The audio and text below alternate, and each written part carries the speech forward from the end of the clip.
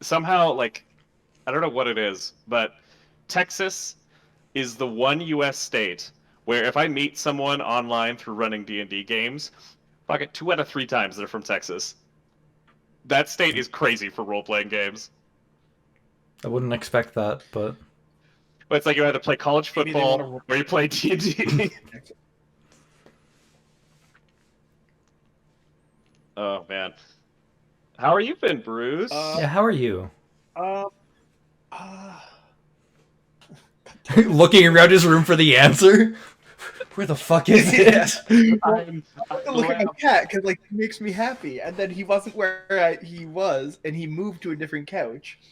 But he moved to the different couch where so like I said, I don't record with pants on, and so I put my pants over on a couch, and then he was like snuggled in them. So I was like, no. Like I have a blanket on, come snuggle with me. So I moved my pants, and now he's just sitting on the other couch where I put my pants, and it's like, dude, come on. That's trying to get in your pants. Which big announcement? I too am not wearing pants.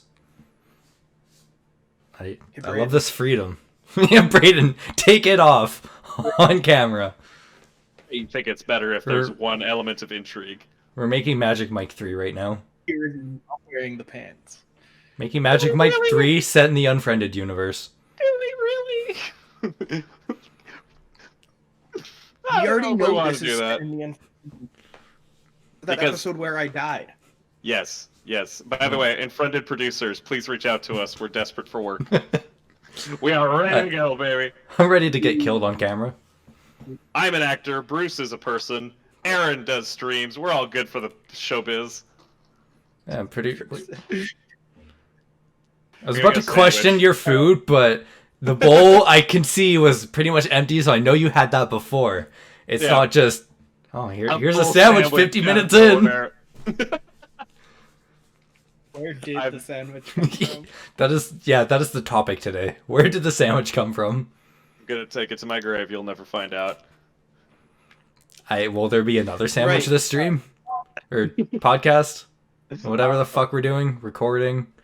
So whatever I feel. You might see it just kind of like hover in, like, and then I'll take a bite, and then it'll continue on its way. When I die, you'll have to like you'll have to dig me up like a day later to find out where the sandwiches come from. I'll dig you up, and there'll be just a sandwich sitting there, half eaten. What the fuck? With a note attached to it. Like, you thought you got me, fuckers. I'm not dead. I just want a sandwich. Okay, well. Actually, no, shut the fuck up. Nope. I'm talking first. Before you go into any topic, I just wanted to bring up some CDPR stuff I saw the other day.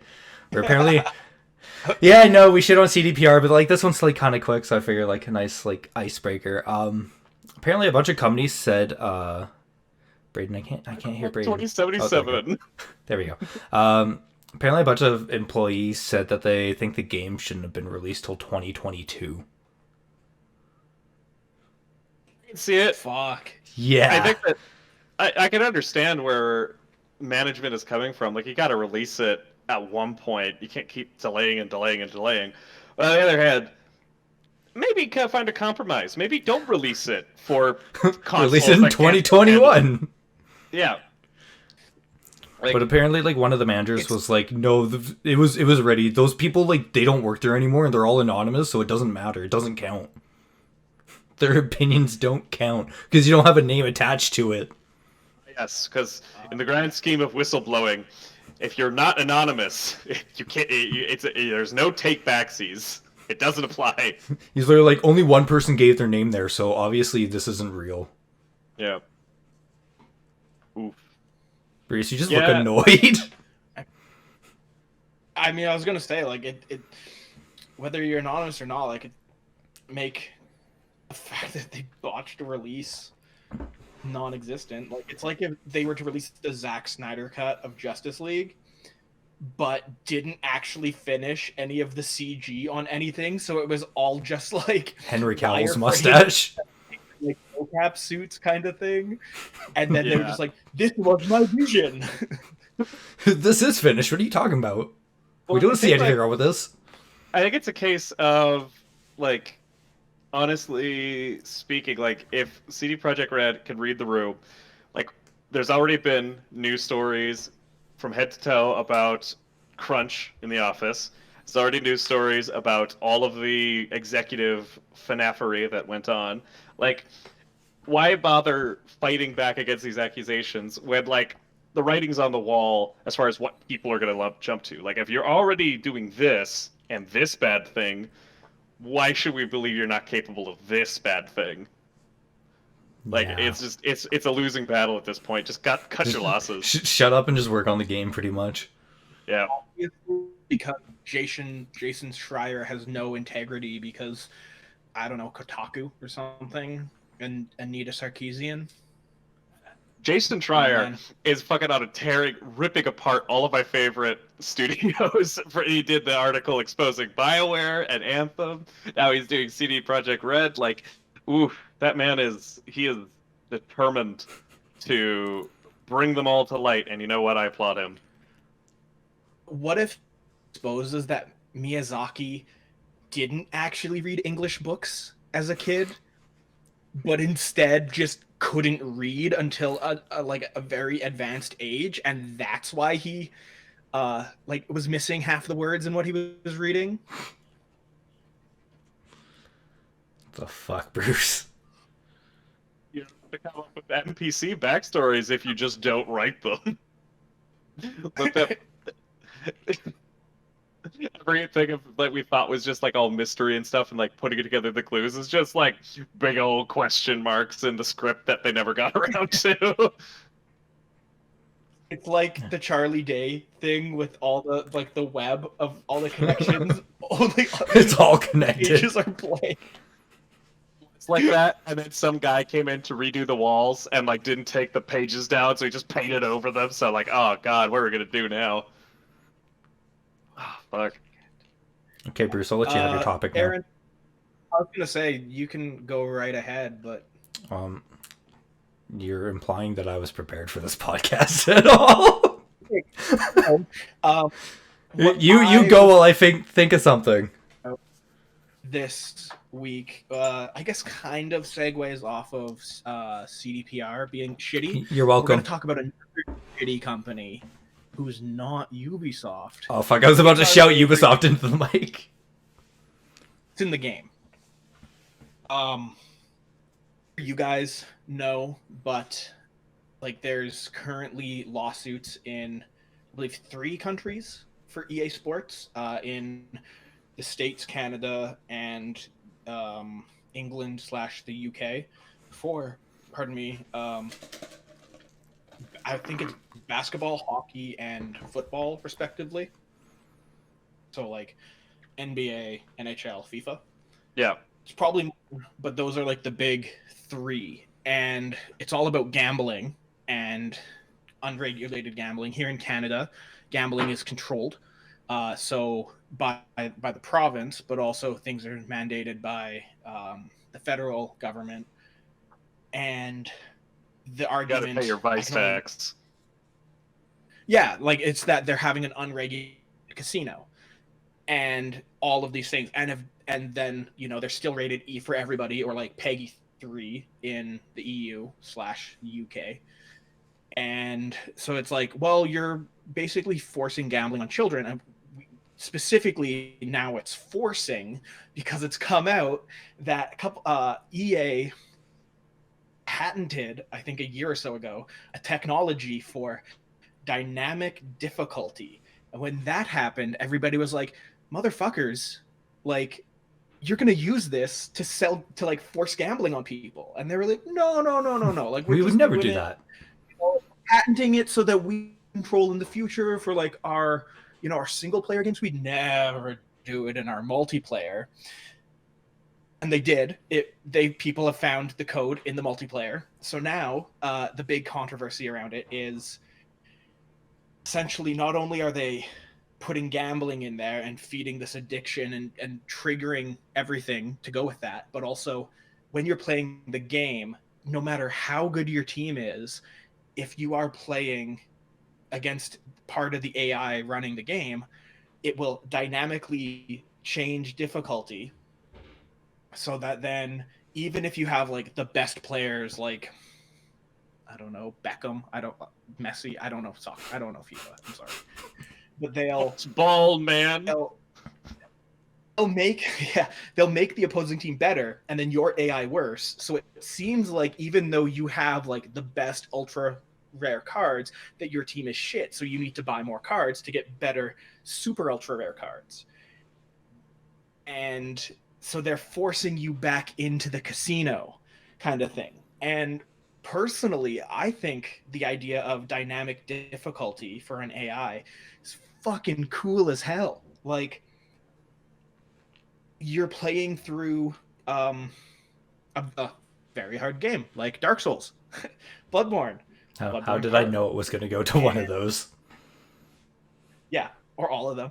And you like Dark Souls 3 already had a really cool thing with the music where the boss's actions were tied in with the soundtrack loosely, so that when the music was hitting a crescendo or like ramping up, the boss would get more active to kind of try to create this big moment, like this set piece kind of thing. Wasn't it just this different phases kicking in had different parts of the score? Yeah, that's what I thought. Different parts. No, there were different parts of the score for different phases, yeah, but inside of those phases, depending on when the score was going to be big or when it was going to like mellow back out for a moment, the boss would go into offensive or defensive modes. Someone in the comments fact check this and shit talk Bruce if he's wrong. I'm 100% they do it, but they made it so that then the tendency for that aggression came with that swell in the music to create a moment. Now, what if they could one up that and have like actually you're doing really, really well and like you're creating your own hype moment, and then the boss is like, you know what, this would be cool as fuck. Like, I'm gonna DI in on your combo so then you can get a sacred combo on me, like in Melee. Sometimes you just need that help from the opposition to like make it look sick as fuck. Captain Falcon players know what I'm talking about. And so EA has this technology which is amazing, and they're using it for evil because it's EA, but it could do so much good. So like, what are you guys' thoughts on a game that reacts like that to you? And really, like, sometimes you're gonna have an easier time, sometimes you're gonna have a harder time. Like, I mean, it's like been dabbled with in ways, not like how you described it, but like MGS5 had it like the more you're shooting heads, the more people wear like helmets and shit. So that's kind of like a dynamic difficulty. Shit like that is cool. It's just I think it takes like a lot of play testing to get that perfectly, because like I feel like it could get out of hand too quickly and make something too difficult, and then someone's like, I can't beat this anymore. So I guess it could be like too dynamic. I think that this system doesn't have a lot of like upsides to it, because from what it sounds like to me is that it's a system that gradually is focused towards fine-tuning the game experience, but it's focused on fine-tuning the game experience in a way opposition to the player. It is dynamic difficulty, but it's not difficulty for the purposes of giving you a meaningful challenge. It's dynamic difficulty in the sense that it's making the game systems work against the player bit by bit by bit. And while that is fun in some respects, personally, I just rather have a game, like, have a difficulty that I could approach, get to the level of, understand, work with, because that's where mastery comes in. If it's this this continuously rising scale where there is no end game of like the difficulty will just keep getting ramped up in addition to where you're at. It'll also go down though. What if you start doing poorly, it goes down.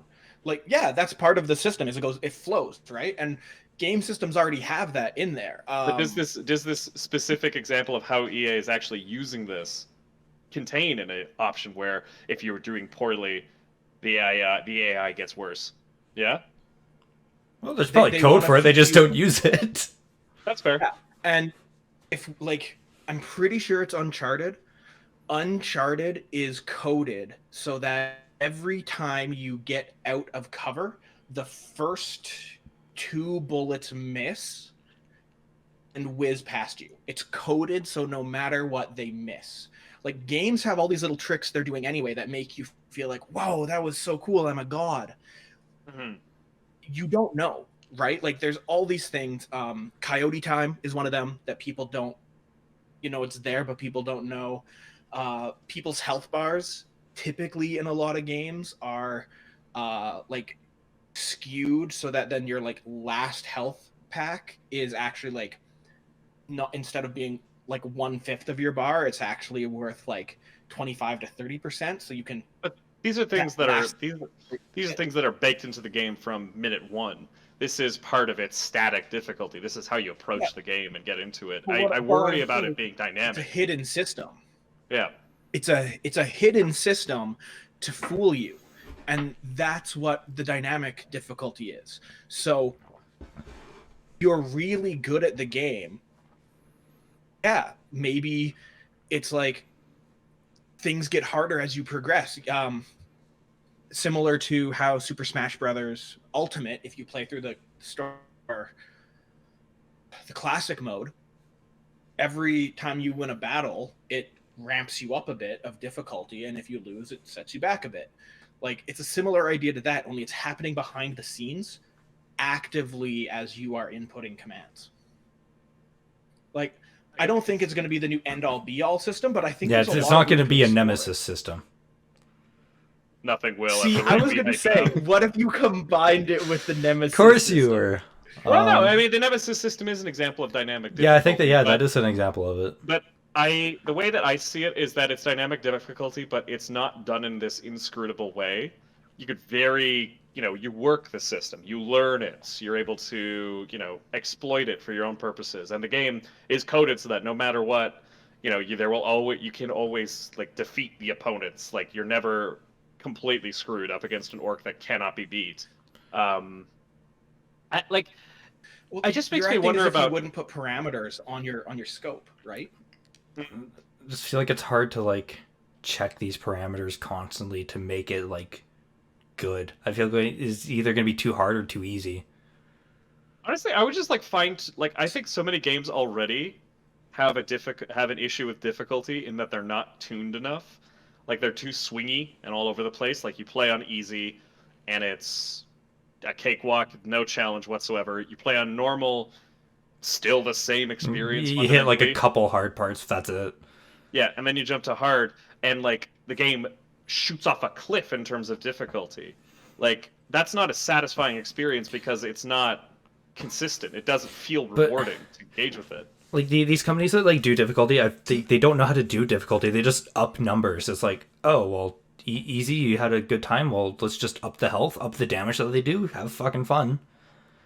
So I think Bruce's dynamic system would be a better way of dealing with that. It's just I don't have faith in developers. See, this is how I'm thinking of it. Like, Alien Isolation, you guys know I've started playing that. The Alien works very well because there's two AI systems.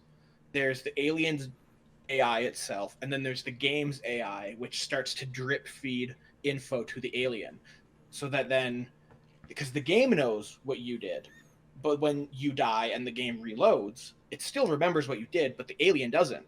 So now the game is saying, hey, here's like a premonition, go check a locker. And so there's two AIs at play, and one is the master AI that's controlling everything. Left 4 Dead did something similar. And in my mind, this works very different than it does for you, Brayden. Because in my mind, this dynamic difficulty is working more like a compressor on any type of like waveform. So if you've got these giant swings, giant peaks, so sometimes the game is really hard, but other sections are really easy. It's gonna stop that, and it's gonna try and make it so your gameplay is consistent for the whole game. If you're really good, it's gonna make those hard parts hard or easy parts harder, and if you're not so good, it's gonna make those hard parts easier. So then you do have that consistent playthrough, and as you start to understand the system more and the game, it can make it harder, like in a way that you can enjoy. So the game difficulty is here to here, but that's the entire thing. But really, it's only showing you a small proportion along the way, and it's moving you so you can enjoy it within parameters. See, I should clarify that I'm not talking about dynamic difficulty and like the grand scope of the concept. I'm more talking about this specific pattern and like what you described as like its effects, because it seems like it's, you know, it's a patent for true dynamic difficulty. It is a AI system that is, you know, made to work in this way, and I feel like its current implementation does not leave me with a lot of interest in seeing it implemented elsewhere. Like, I love the Alien Isolation's awesome for it. I think the system there is pretty good. The more you play it, you do come to grips with its flaws. Yeah, Bruce, I'm gonna tell you, by the end of that game, you're gonna fucking hate that system. Trust me. Yeah, no, that's fair. Really though, like, I understand, like, EA, the way they have this set up, obviously they're using it for evil. Yeah. But I guess the question is, should the industry look to take this idea and kind of rework it to be something for good that could be enjoyable for players instead of a way to milk them for cash?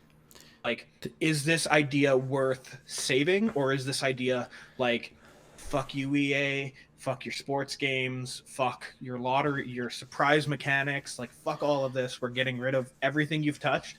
Or should it be like, created a monster, but also like, your monster's kind of a chill dude, so we're gonna hang out with him when you're gone? I feel like I've gotten, as I've played more video games this last year, I've been more in favor of difficulty systems that aren't dynamic, but more give the player a lot of control over exactly what they want. Like, Long Dark, I've been playing through it. They added a system for creating your own custom rule sets, and you can go through and fine-tune the experience to do whatever it is that you want to do. Say you want to do a survival adventure where the weather is super dangerous, food is scarce, but there's no wolves to kill you, so you don't have to worry about that aspect of the game, which may not be fun for you. You can do that. Want to do something where, like, wolves will attack you, but you feel like a Superman fighting them off, and like food and water are everywhere, but the weather is still bad. Like, you could do that. It's customizable, and that way the player gets to do it rather than to the designer's idea of like where that player's comfort level is. Like, I'd rather have more input and accessibility for players than less, and I feel like that's where I want difficulty to go. Not necessarily make it more dynamic, make it more accessible and transparent is what's going on. Yeah, I think it depends on the game for that. 'Cause some games will work better for that system than others. I think that raises another interesting question that I don't want us to get into. I don't, well, appreciate us not getting into today, just because, like, that's an entire topic on its own. But it's how many times do we say that's an entire topic on its own, and we never address it again? Maybe I'll actually talk about it next week. Who knows? But intended state of play versus players' decided state of play, because I am a huge believer in accessibility settings, but at what point, like speedrun, great example. Speedrunning and sequence breaking is about completely destroying the intended play. Where, like, and because video games are an interactive medium, it's the only medium I can think of off the top of my head where you have that. Like, sure, you could skip a chapter of a book, but did you, like... There's no benefit to that. It does nothing. I could think of it, right? Yeah, like, you're missing content instead of creating your own kind of thing. You haven't read the same Gil's Isles books that I've done. You get to a point where you flip open the first page, see the first word of the chapter, and you're like, I could probably skip this one. I'll figure it out. Yeah. The closest thing in movies I can think about is what's that order of Star Wars movies where they cut out all the prequels but only put in certain stuff as like flashbacks. Yeah. Yeah. Or so the Mad Max Fury Road cut that's all black and white and no dialogue. I didn't know that was a thing. It's awesome. Like, it's a great thing. It's a question of, like, is this, like, completely changing the movie? Or is it just, like, admiring it a different way. Ultimately, of course, I believe the latter, but That's a cool concept. Yeah, it's going with Bruce's point of like different ways to enjoy experience is very rare amongst anything that's not video games. Yeah. So, I think there's a lot to work out before we find like a. Let's put it this way: dynamic difficulty doesn't exist yet. It doesn't mean it won't. I mean specifically in the way that we discussed, but it might. Like that. Who's to say it's never going to be done well, right? Because people used to think that like the control schemes we use now with camera on the right stick and all movement on the left, they used to think that was the stupidest thing. Why would anybody play that? And now, going back to any game pre-2000, it's like, what the fuck is this? See, the thing with media changes. The thing with dynamic difficulty is I think it should be pursued in some capacity, but I don't think it will because EA has a fucking patent and no one wants to pay EA money to use dynamic difficulty. So I think unfortunately it's just going to die and EA's just going to keep using it for shitty practices. Yeah. Well, I mean, I think write your elective representative about why EA is pursuing illegal gambling schemes, and make sure that both your countrywide and specific area, and fuck it, even bring in like your municipality, write all of them and be like, hey, EA sucks. Do it. Fuck it, why not? Bruce will post a bunch of addresses for you to email to your fucking municipalities. If you are in the city of Edmonton, Alberta, I don't mean greater Edmonton, I mean just Edmonton itself. I will post the links of emails for every MLA, MP, and city councillor in the description below. Oh, man, they're going to love hearing from our fan.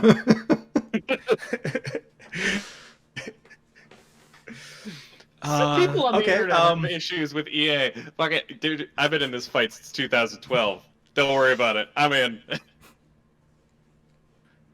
Aaron, what are your thoughts this week? My thoughts are... Try and distance myself from that... I'm going to turn off my camera for a second, walk away to do something, and I'm going to come back with a topic. Okay? Cool. Can I turn off? Yeah, I can. How long are we vamping for? It's like a minute. You two talk about something. Nope, Brayden, don't walk away. Look like you're going to walk away. I'm not walk. I'm getting comfy. BRB BBs. Ludwig is sleeping, and he's really cute. Nice. Ghost of Tsushima. Let's rave about it some more. Oh my god. Aaron needs to get his goddamn PS5 back so he can play. Like, I want to do raids, but I don't trust randos to do raids. This is the shitbag fatal who won't flaw. Talk in party chat. Yeah, well, this is the fatal flaw: is that like pickup groups cannot do coordination. That is the fact of the genre. You can't do pickups in WoW. You can't do pickups in. You could do pickups in Destiny. Whoa! I would pug WoW. You pug a raid in WoW? I've done that, man. It's not a good time. Honestly, I was that douchebag who would start a pug raid and then leave because it took too long to get anywhere. Fucking and be asshole. like, yeah, let's go. And I'd have like 23 people, and it'd be like an hour, and I'd be like, no, I'm bored, and I just leave. I'm so upset about this because I made tank, motherfucker. Oh yeah, I was a DPS, man. You do nothing. You are numbers, man. You do not have responsibility. You do not have. I'm I upset was about numbers, this. but I was top 3 for numbers. Like, it would good for you. jostle in my. Good in for my you. guild. I suffered many a time trying to tank for pickup groups, but I know I shouldn't have.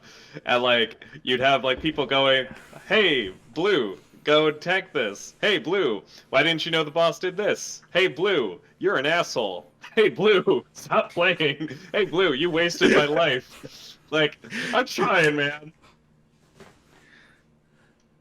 Fuck you. Shit. You're the type of WoW player that drove me off the game. Yeah, fuck you, Bruce. I mean, I don't play WoW anymore, and I haven't since. Yeah, because you're too toxic for the game. 2009. No, I got a girlfriend. Ouch! I had to take one more shot at Brayden. I stopped playing because I got a girlfriend, and I was like, I don't need this anymore. Started playing only after I started dating. It was like, I don't know what it was. It was like, started dating our lives somebody. are very different. Yeah. But yeah, Ghost of Tsushima, so good. Good job, Sucker Punch, once again. Yeah, it's such a great game. I've been really enjoying playing it on my broken PS5. Yeah. Sorry, Aaron, do you not like Imagine this getting this a launch topic? console, having a problem with it, then be angry that there's a problem with a launch. I'm not angry. I'm angry. I'm angry that you got a launch console. It's fine So I getting want a game with launch my homie. consoles. We are gonna game together. We're gonna play Scott Pilgrim, which I've been playing without you guys. Oh my god. Scott Pilgrim. Versus Shooter. Space. Wait. You bought it already? I've been waiting to play with you I was guys. playing with Kim like just the other night. On the Switch? Yeah. Okay, that makes sense. Okay, gonna buy it. Gonna buy it. It's decided. It's been fun. I'm gonna buy it when we're done recording this. Nice. I thought it was already decided. We were all getting it and playing together. Yeah, I think that we are. we were gonna do like Also, a big ceremony where we all click probably, the like- buy button at the same time, chanting. And then I With took robes. hours to get the game download because like my internet sucks. Yeah, that's Yeah. why we're not doing that. That's fair. Don't forget, early February we're gonna do our Scott Pilgrim stream over on Aaron's Twitch channel. Or end of January, one or the other. We don't know yet.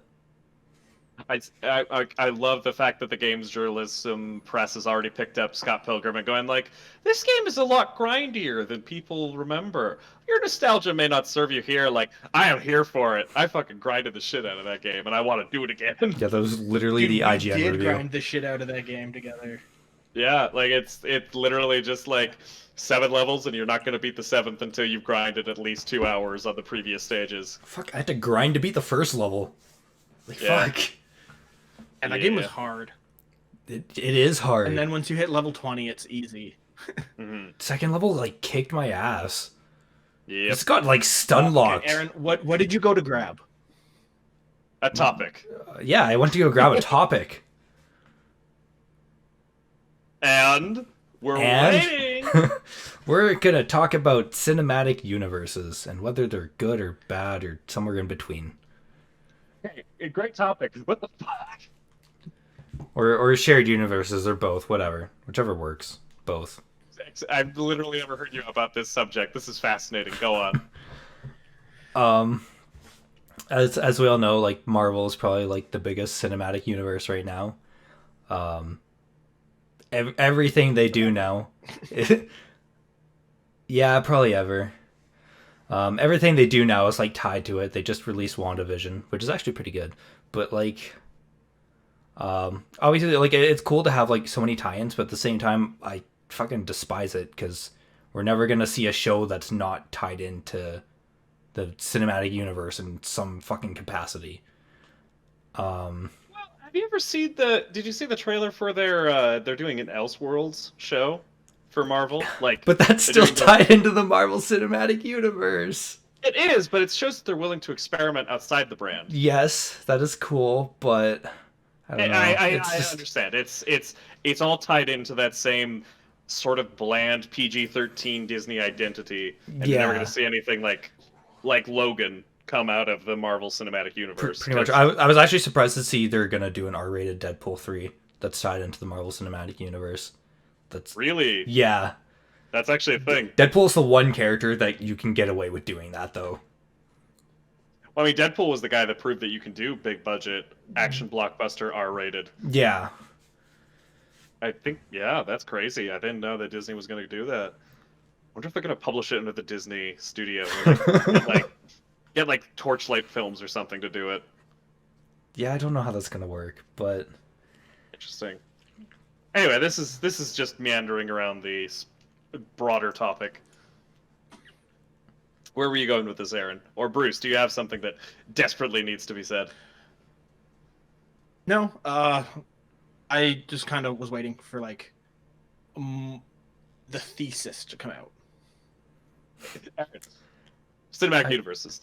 That's like my biggest topic is like I don't know, like Just shut up, drop the mic, cinematic universes, and walked away. Boom. No, but we're starting to see like. Well, I mean, shut the fuck up, Bruce. Wow, I say that like so many. We need a counter for that in our podcast. Yeah. I am so toxic towards Bruce. I am so sorry. I really hope you don't cry yourself to sleep every night over this. No, he's got a cat. Not every night. Just some nights. The nights we film. Oh, buddy. As we've also seen. Oh, sorry. You can go. I was just like, he doesn't mean it. He's just. What the fuck? Shut the fuck up, Bruce. No, Brayden, you can go. Well, yeah, because I respect Brayden as an individual. Bruce, we're your parents. I'm the good dad. He's the bad dad. Yeah. But at the end of the day, we're still both your dads, so you have to love us both equally. Yeah, you have to. We love you both equally. You have to love us. You have to love us equally. We can love amounts. Anyway, I roll a d20 each day, and that decides how much I love Bruce. Jesus. I approve of that chaotic strategy. As we've also seen, a ton of studios are moving towards cinematic universes because that's the it thing. Are they though? Like I feel. Sorry, they're attempting to move towards cinematic universes. Well, like Dark Universe is dead. DC Expanded Universe is somehow limping. Well, DC like was failing. Then they're like, you know what if we just didn't copy Marvel and did our own thing? MonsterVerse still doesn't have a lot of things. I think DC is a good retribution story. Yes. Stephen King, all of the Stephen King stuff is now in a shared universe. It was always in a shared universe. That was Dark Tower, man. No, but I mean, no, his books, but the movies are now officially addressing that it's a shared universe. Like in Pet Sematary remake, there is a part where they do a quick little like they're on the highway and they see a sign for Dairy Maine. Oh, you see what we did there? I didn't pay that much attention to it. They're addressing those things. See, like, I think it's always been that cinematic universes are basically just an extension of the idea that you can make references in a film. But, like, cinematic universes, I think, are when the references override the plot. Like, you start needing the outside context to enjoy any particular work. Whereas, like, I think, like, what that was just, like, a cute little... Sorry, I'm very cynical about this because I think cinematic universes get talked about a lot, but I also think that, like, not a lot of things actually qualify for it. No, that's fair. Well, like, so you brought up DC, Brayden, and, like, Aaron and I have talked about this a bit. I think DC's new game plan... It's way better than the old. It's a lot better. Yeah, because... DC has always, like, their comics and their other media have always been about, like, the multiverse. Like, the DC multiverse is the thing, and that's how you get, like, New 32 and the different Earths and 52. Things like that. And now they're... Oh, thank you. Yeah, I don't... Sorry, DC. that hurt me, so... Yeah. But they... Like, that's their thing, is the multiverse, and that's, how you have the Injustice universe and all these different stories. And they're leading into that instead of just having one... mishmash where they're trying to throw all their stories and plot lines and characters into one single universe. They're like many universes. We could, and I think that's way better. Well, and that leads to cool moments. That DC has always done, and now they can create their own little niche in the cinematic universe. Well, I think it gives artists a lot more freedom, which I thought was the original point of the DC cinematic universe, was that artists had a lot more freedom, and then they stopped doing that, but now they're doing it again. And I admire that. I admire the overall scope of the project. I wish they weren't just making it about Batman. See, they're really not, actually. Like, there are two different Batman franchises that are being planned by DC right now to go side by side in theaters. Oh no! It's the one movie and then the TV show. So. Yes, they are. There's the Flash show. Is that or no for Batman? Movie? Yeah, Flash movie. Batman has the movie, and then they're doing a Gotham TV show or Gotham Yeah, Police. I thought they were doing two franchises. Like they're going to keep doing the Robert Pattinson one, and then they're going to have another Batman take that is happening at the same time. That one I think was Michael Keaton for the Flash movie, and possibly Ben Affleck, but Interesting. Yeah. But so I understand, Brayden, your opinion and your thoughts on a shared universe. I think that they do complicate a lot of things when they're so forced in like billion-dollar projects, and you have what is probably like a I would say that the MCU has got to be approaching like at least $500 billion in its worth, right? Like, so, yeah, right? somewhere around there. So, but it's not a new concept. Like, we can't pretend that a shared universe like originated with the MCU, because Brayden, you and I are huge fans of the Cthulhu mythos. That's a shared universe. Like, it's been done and done well. And like D&D, that's another shared universe. Yeah. Multiverse, actually. Well, yeah, I would say that in the sense of like the Marvel Cinematic Universe, again, it's that necessary, like, you must understand all of this text in order to get into the new one. Like, we don't have to explain things to you in one movie because it's already been explained in another. I think that's unique to the Marvel Cinematic Universe. But yeah, Cthulhu, I think, is the same way. Like, Cthulhu is a bunch of stories that only start to like develop any sort of cohesion if you go into it with the mindset of like, they're all connected. This is what that happens to this, to this, to this. But see, that's kind of the cool thing, is like you can read all those things on their own and it kind of makes sense for the most part.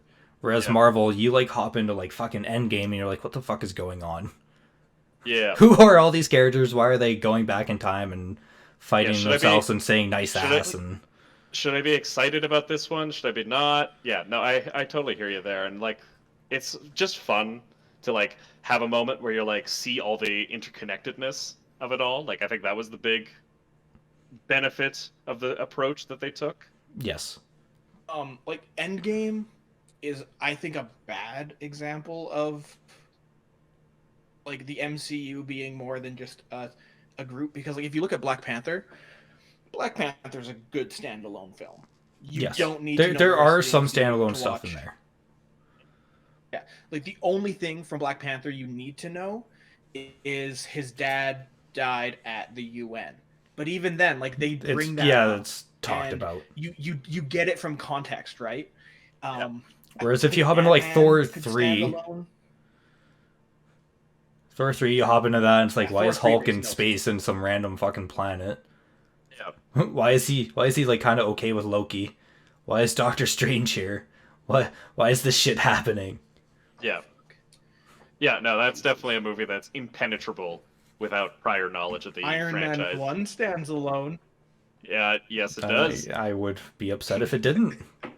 It makes progressively less sense once you take in all the extra baggage that's been in it. It's like Iron Man is changing the world, and, you know, this is the first emergence of superpowered... Well, actually, we had Ant-Man running around in the 60s. Well, I mean, actually, we had Captain Marvel running around in the 90s. Oh, but, like, and World War II had Captain America, and, you know, there's this Winter Soldier guy that was, like, assassinating people and shit, and, like, there was also a Black Panther, and there was also...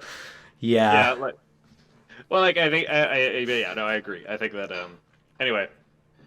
I think that the benefit of a cinematic universe... Like you just kind of made me realize how flimsy this whole thing is. See, yeah, that's the other thing. It's flimsy. I'm gonna bring up the DC animated universe because that's another shared universe. Yeah. But it was done really well because they made Batman, then they made Superman, and they're like, hey, you know, we can probably combine these two. They did that, and they did Batman Beyond, then they did Justice League, which was its own thing. But then, like, halfway through Justice League, they're like, fuck it, let's just connect it to Batman and Superman and Batman Beyond. It works. They didn't, you know, sit in from the beginning and be like, well, yeah, we have to lead up to, like, this big team-up where they fucking fight Brainiac and Darkseid. No, they and then they realize both their moms' names are Martha. But, like, that's I think that was why it works so well, is, like, they just made shit and then connected it later instead of being like, yeah, we have to lead up to Thanos, and oh shit, well this doesn't work with what we made before, but we're just gonna shove it in anyways because our fans like they throw money at us and they don't give a fuck. So in a shared like, obviously the MCU has to end, right? Like the MCU can't just go on forever. And can't you though? Well, that's the thing, is like 100 years from now, are people still gonna need to watch Iron Man 1 from 2008 in order to understand why there will be a point when this is here? There will be a movie that does a reset. Yeah, there will be a point where every blockbuster trend dies. We're on right now the superhero blockbuster kick, and it's going strong.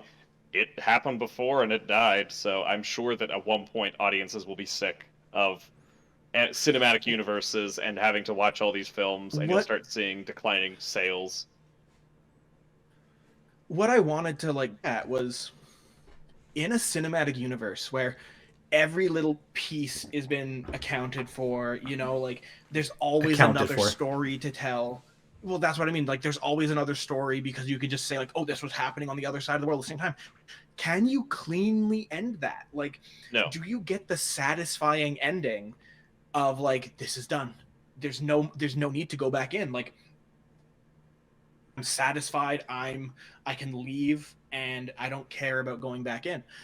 Because, like, that's something that is, like, a concrete, resolute end is a very satisfying part of consuming media. Yes. Well, I think the thing is that, like, we're talking about this as people who are generally fans of most of the properties involved and are, like, fans overall of the universe, but you have people that aren't. You have some people that, like, really love one part of the MCU and really don't like the others. So, like, what does a satisfying ending look for them as compared to somebody who really likes another part of the universe? Like, I know some people just swear off the Ant-Man films. They're like, nope, can't bother, they're so boring. But, like, a big part of Endgame was about Ant-Man. So are those people that hate Ant-Man frustrated because they have to deal with him in Endgame? Like, I don't want to see him, I want to see my favorites. I mean, for me, I decided, like, personally, I'm gonna, like, boycott Disney. I think they're too big of a company with too much power in the industry. And what I realized was, like, man, I really do love the MCU. Like, Brayden, when you and I lived together, we went to, like, every premiere. Well, not premiere, but, like, we went to every MCU movie together for the 2 years we lived together. And that was great. And I was kind of sad. I was like, wow, like, I'm not going to have this anymore. And then I realized, like, no, Endgame's happened. That's, like, the perfect closing bit of what started when I was a child. Like, I was in junior high when Iron Man came out. I still lived in Fort McMurray when Iron Man came out. And it just wrapped it up nicely. And I said, you know what? Concrete end. WandaVision doesn't matter. Falcon and the Winter Soldier doesn't matter. Like, none of these matter anymore. And I can be happy with, like, what I had. I don't need to worry anymore, and I can, like, guilt-free be like, no, fuck Disney, they're too powerful. And that's what I mean by, can you get can the average person get a satisfying ending? And I don't really think, like, there can be a general satisfying ending. But see, I feel like you just convinced yourself of that because, like, I'm done with this company. It was like, well, you know what? I got an ending. No, yeah, I ad hoc'd a reason to be satisfied with it. 100%, I ad hoc'd it. But for what you grew up with, I think it was a satisfying ending. I guess it's like a question of, like, can you come up with an ending for, like, mythology? Because things that are in the pop culture are a very early stage of mythology. It's when they get into, like, the really, like, the symbols that everyone recognizes and the myths and legends and different takes that, like, you really get out of there. Like, can you ever, like, when you're talking about, like, Greek mythology, is there a point where Greek mythology stops? No. It's just, these are stories that we keep talking about the same figures over and over again, and we reinterpret them. Is King Greek Arthur mythology over? Stopped at the Eurozone crisis. Shut the fuck up, Bruce. Does King Arthur have an end? Like, this is a very story tied into like a British origin, and yet it's been observed throughout the world and has like all these different interpretations and stuff. Can you reach a satisfying ending with that? Sure, you can write a satisfying ending, and somebody's going to come along because they love those characters and want to see them thrive in somewhere else. Like, see, I I don't think you can get an ending. I think that's the difference between like a shared universe and like the Marvel Cinematic Universe is like those things you can have an ending, but I think it's still open enough that you can just go in and write stories. Whereas with the Cinematic Universe, the fans are going to be like, well, we need a definitive ending for everything. You've made us watch your 50 movies in a row and your 5 television shows. Like, where's our ending that, you know, accounts for everything? The X-Men fans that were frustrated by Days of Future Past and Logan for not making sense in the canon are a perfect example of that. Like, it doesn't matter. It doesn't matter that it doesn't make sense with the other movies. I really liked Days of Future Past, even though it made no sense of anything. I really like Days of Future Past. I think Days of Future Past. I really like Bishop. I think Days of Future Past is an awesome movie.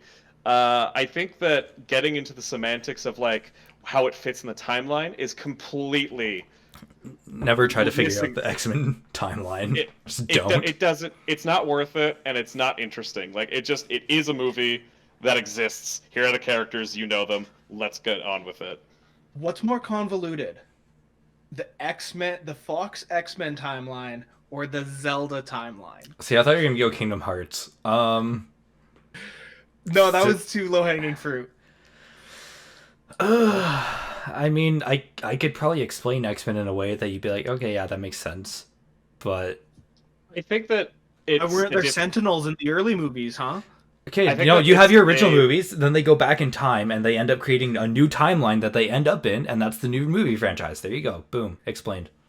I think that Zelda is its own unique beast in that it doesn't really rely upon a timeline because it never has cared, and it's fans that create. Yeah, you fans created that fucking timeline. Nintendo just went with it.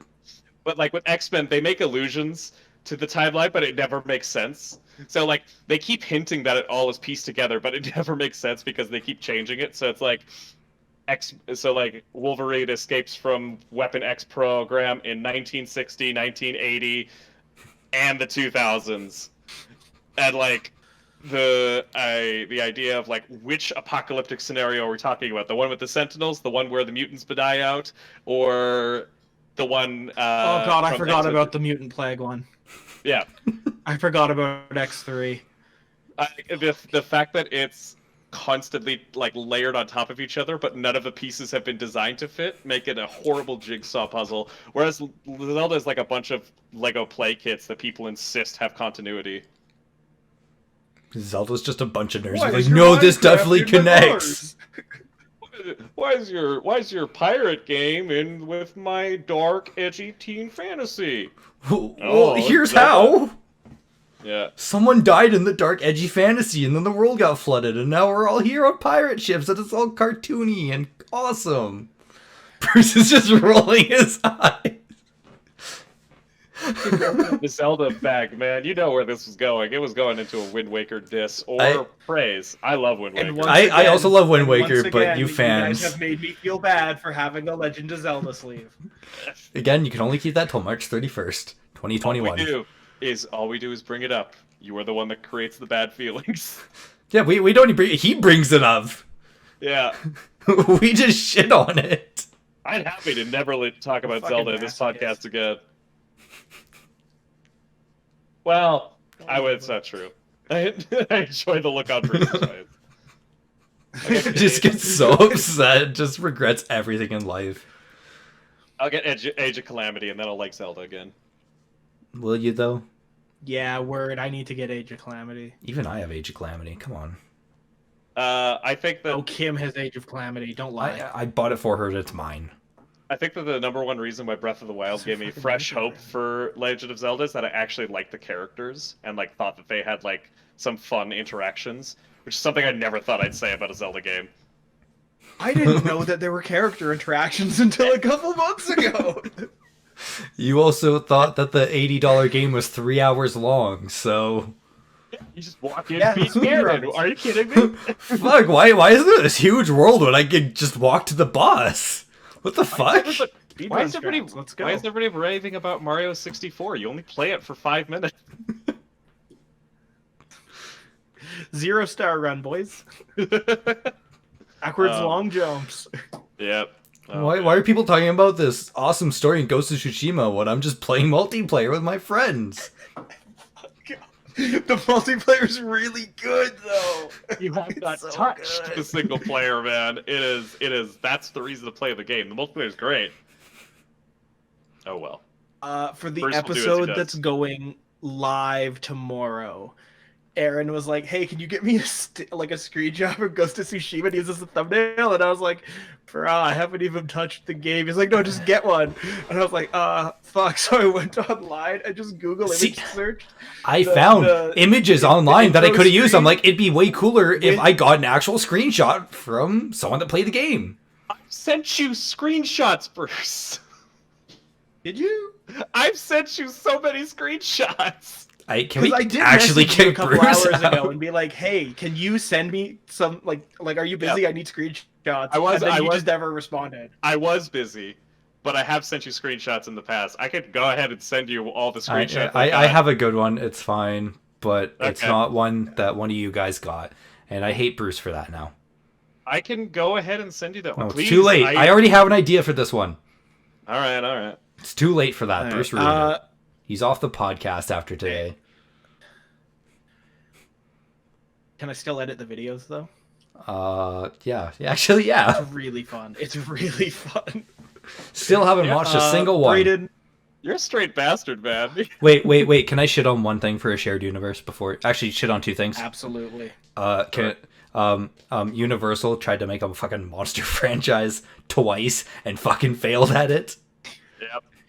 Okay, but the Invisible Man remake was so fucking good. Okay, it's I good, don't care. I don't want a shared universe. Invisible Man 2020 was such a good fucking movie. Okay, the monster one was actually like a decent idea, but they're like, hey, like DC like waited two movies to like kind of like attempt it. What if we just do it in the first one and put all our characters in the first movie and make it really shitty with Tom Cruise?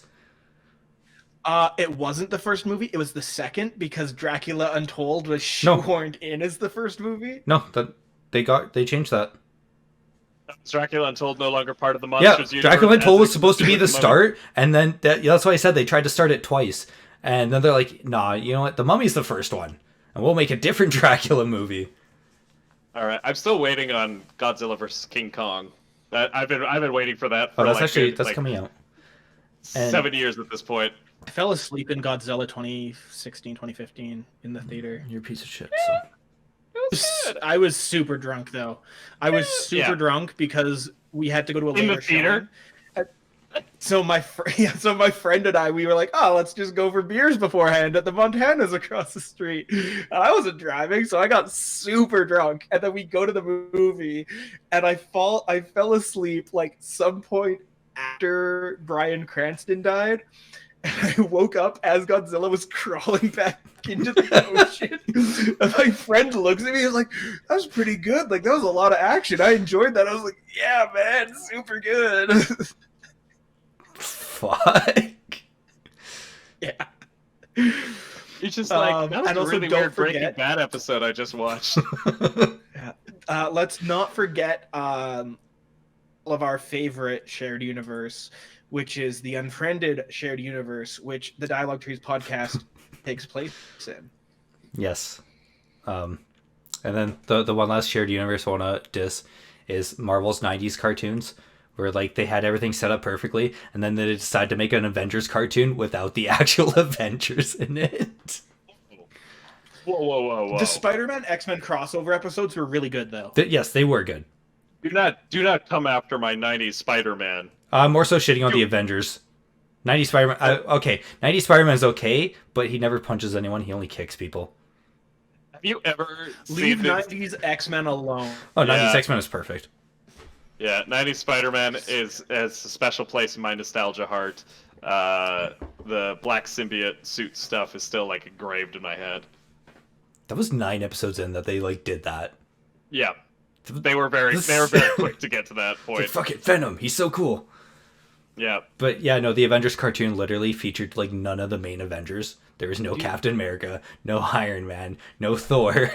It was all like B and C listers. Does anyone remember the 2000s Spider-Man cartoon that was all CG? With Neil Patrick Harris. Was he with the cast member? Yeah, he was Spider-Man. He was Peter Parker. Oh my god, I gotta double check this.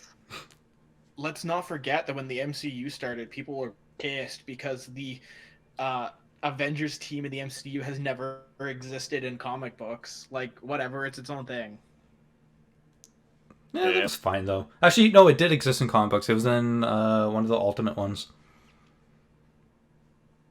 Spider-Man, sorry, I gotta check this out now. I gotta make sure that you're. It is 100% Neil Patrick Harris. I cannot place I'm not his Bruce who voice just in pulls that. random shit out of my ass and like states it as facts for This 3 does- different podcasts. And then later in a group chat, it's like, oh shit, it was this person and not this one. I went back, I edited it, you'll never know. It's foolproof. Oh my god, I found it now. It's so bad. Didn't forgot what NPH this- do the voices Yeah. for like Spider-Man Shattered? Aaron's been saying that for 5 minutes. No, I mean the video games. Oh yeah, no, he's been Spider-Man a bunch of times. Yeah. Everyone I almost said falls to the boost. Spider-Man Shattered Memories. Did you know J.K. Simmons has like Spider-Man voiced like in the every... Silent Hill universe. Shut the fuck up.